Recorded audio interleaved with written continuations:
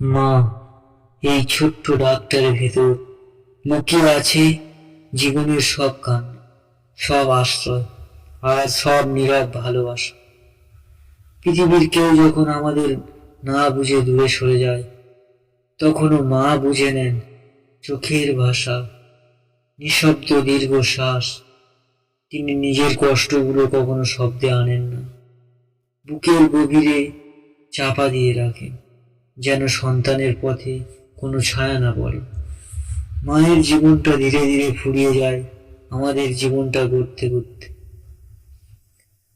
তবু তিনি একদিনও বলেন না আমি ক্লান্ত।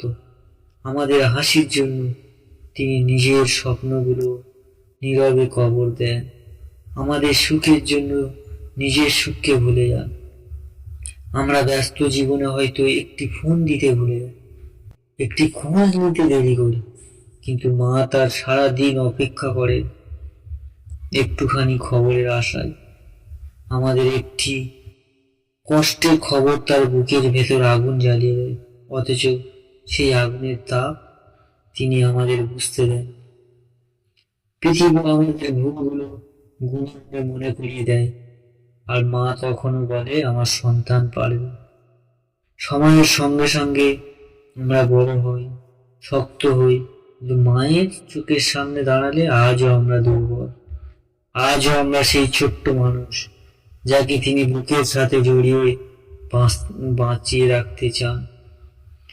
একদিন হয়তো মা চুপচাপ নীরব হয়ে যাবে, তার কণ্ঠে আগের মতো শক্তি থাকবে না, কিন্তু তার ভালোবাসা একটুও কমবে না। তখন বুঝতে পারবো মা থাকা মানে শুধু একজন মানুষ থাকা নয়, মা থাকা মানে জীবনের সবচেয়ে বড় আশীর্বাদ। আর যখন এই আশীর্বাদ হারানোর ভয় মনে আসে, বুকের ভেতর এমন এক শূন্যতা তৈরি হয় যা কোনো ভাষা, কোনো কান্না দিয়ে পূরণ করা যায় না। মা তুমি থাকো বলেই পৃথিবীটা সহনীয়, তুমি থাকো বলেই আমরা বারবার ভেঙে পড়েও আবার বাঁচতে শিখি।